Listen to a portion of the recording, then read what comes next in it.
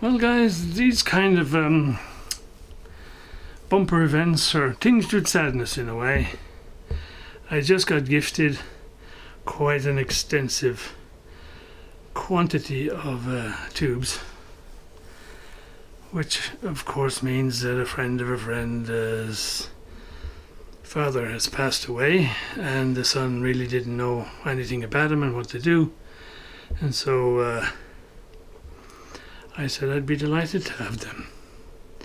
Now I can't use them all, and so once I do an inventory and find out exactly what's in here, I'll find some sort of way of getting the word out and then see if we can find good homes for most of these.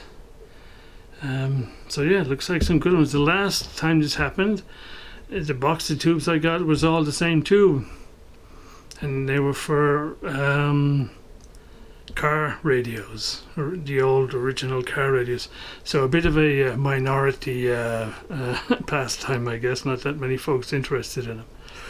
And so hopefully this is a broader selection of different types.